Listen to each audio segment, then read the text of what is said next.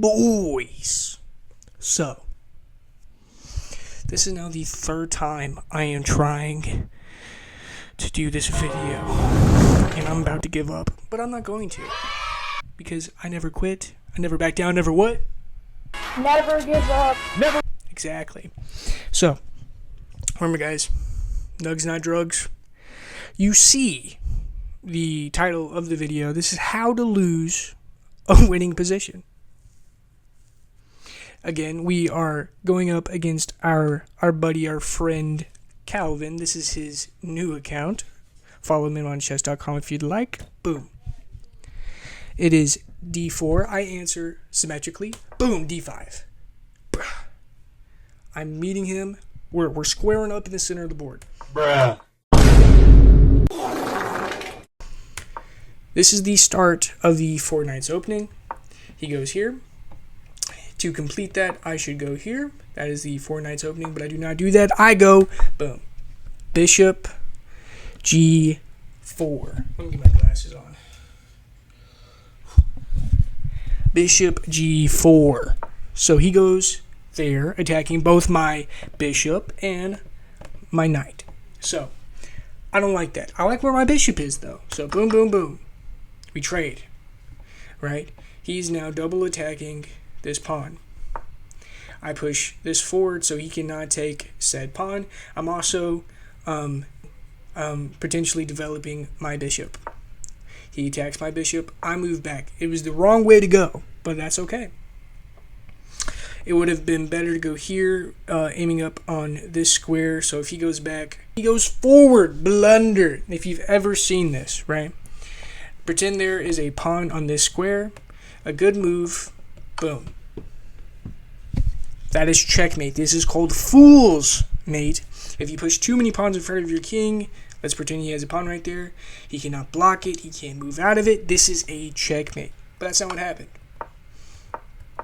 I move back. I don't see it.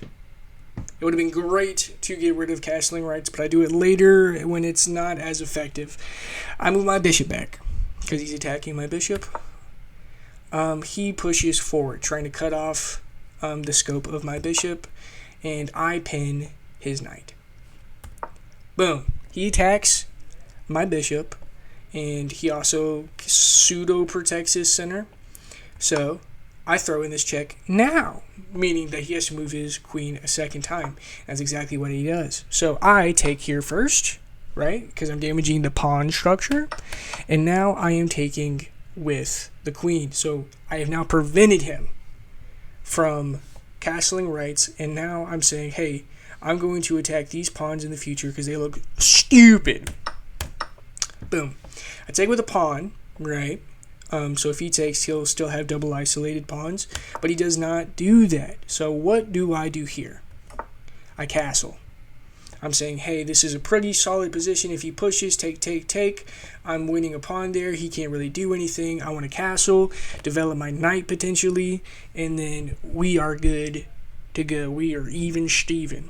So he develops his bishop, potentially getting the rook in here, potentially getting the rook. I throw in this check. So if he takes here, I take there. That was basically the extent of my plan. It would have been better for him to have taken like this, having the scope, having the scope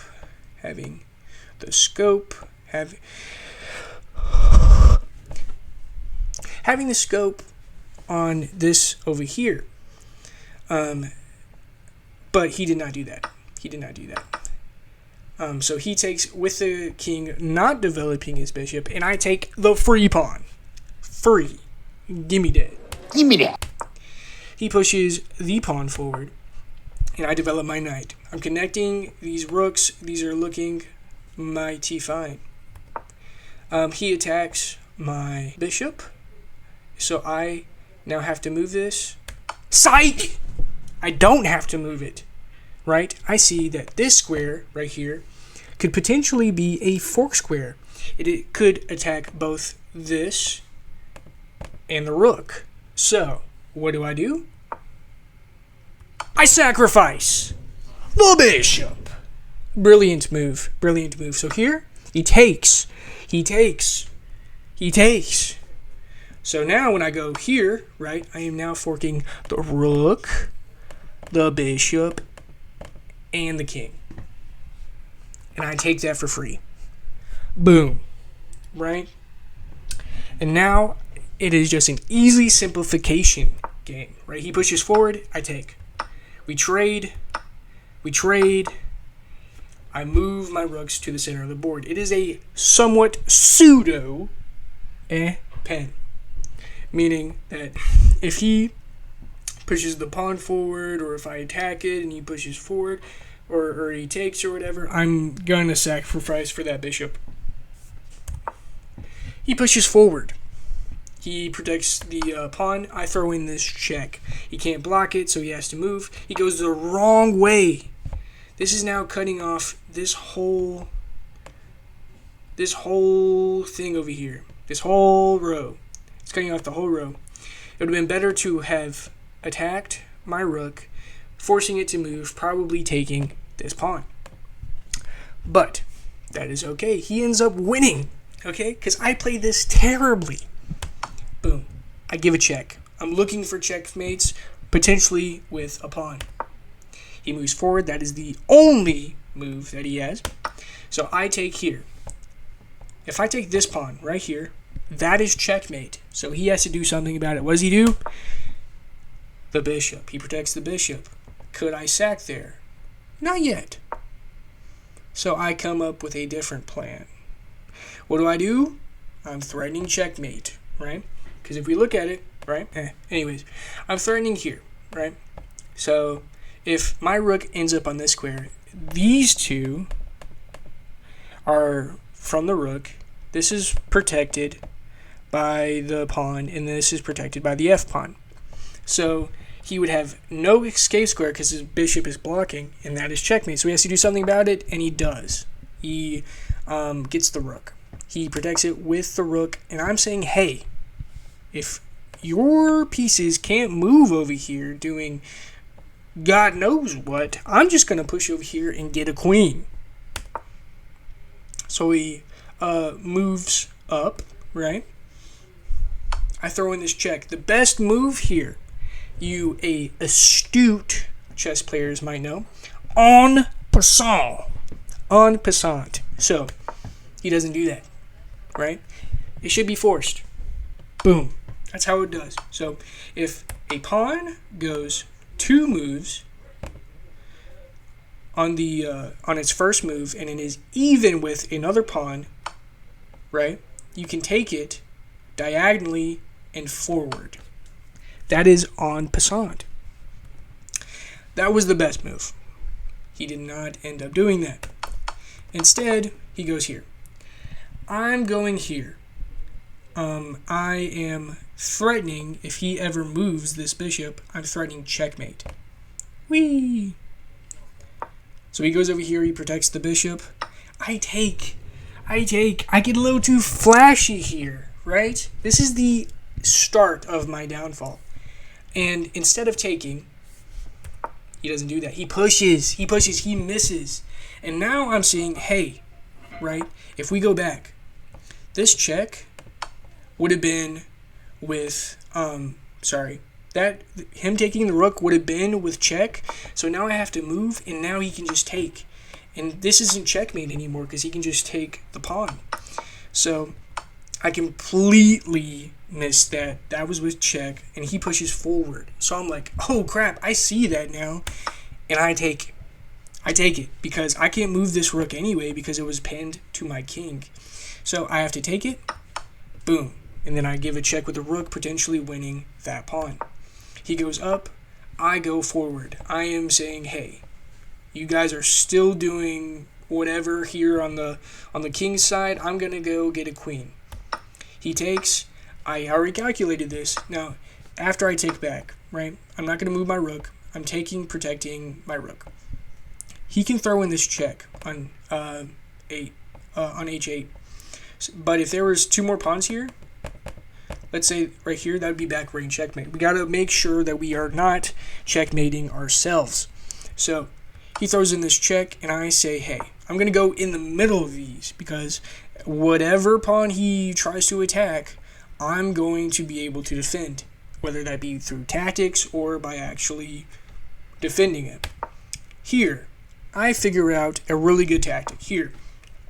And if he takes this pawn, which is supposedly free, this is a losing move because I can move my rook here, pinning it to his king. It means he'll have to take here, and it'll be slightly longer of an endgame, but he will have to hunt down these two pawns before they queen. I will take this, and these two pawns will probably deliver checkmate over here. Or another potential line is that he goes forward, I take, and then this pawn is 2 away from the promotion square. I get a queen, checkmate incoming. That's not what happens. That's why he can't take the pawn. He goes forward, attacking it anyway, and I push forward. I'm still going to get this queen. He has to go back, and I try to protect the promotion square. He goes there. He is now blocking my pawn from ever going forward. I throw in this move. It wasn't the best move. In looking back, I probably would have tried to push to this square first and then forced him to come forward, and then I could try to get opposition with my king, but hindsight's 20/20. He takes. I am now pushing forward. Right here, I should be getting my king into the business, but I'm not. This is also partially what leads to my downfall and the hubris. But we won't talk about that. Anyways, king. He's going up here. He's going to protect his rook, and he's probably going to sack for everything if I force him to. Because you can see the eval ball. Today, Junior? You can see the eval bar. I am up basically 5 points of material, so a rook. I push forward, being a goober. He goes, attacks this pawn right here. And if he takes, what happens if he just, we'll see it. I push forward. So if he takes here, I'm going to move with check. He's going to, he'll block. Take, queen. That was my thought process. That's not what happened. We need to prove ourselves wrong in chess. He can throw in this in-between move. Now, that's not the best move. It would have been better to go here, preventing any sort of check shenanigans. However, that is a perfectly fine move. I go forward. He takes my pawn. I go forward again. He goes forward. And now here, I'm trying to be tactical. I push forward. This is an inaccuracy. I lose this pawn on f2 and potentially the game. We shall see. Right? I mean, we already know I lost. We already know I lost. Let's see how I lost. So here, right? I have been fancy this whole time, right? Starting all the way from like back here, I'm gonna get a queen, Sorry, this is starting all the way back here. Here I fork, I win a piece. Over here, I'm threatening checkmate, and then now I'm protecting my win tactically over here, and then right here. I'm protecting my rook tactically. So he can take the rook and the pawn, but I'm going to get his pawn over here first. That's the best move. If he trades, I'm taking this rook. I'm going to get here first, and I'm going to either promote or checkmate with these pawns. Yeah. Anyways. He moves.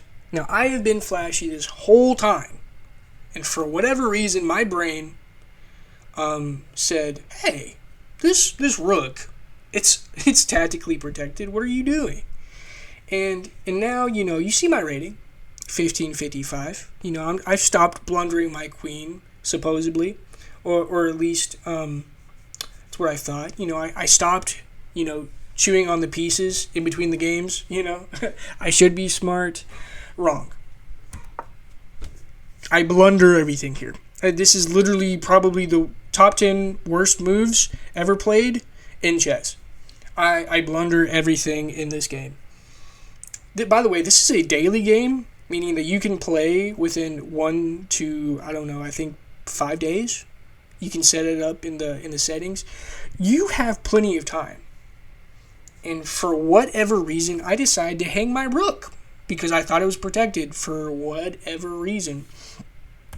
So, obviously, he takes the rook. And now I push. I push forward. I am trying to hold on to any win that I could conceivably try to pull out of my butt. And I take the pawn. I take the pawn, but as you can see, I am too far away from both of those pawns to protect anything. And here, I push. I push forward. I have nothing else to lose, and I go here. And right here, I just resigned. I basically resigned. I let the time run out. I was so disappointed in how I played that I was just like, whatever. I'm just going to let the time go out. So this is how you lose a winning position. You be so flashy that you create a false sense of hubris, false sense of confidence, whatever you want to say, that you hang your rook, which is the last piece of the game, and then you trade. You're too far away to protect anything with your king.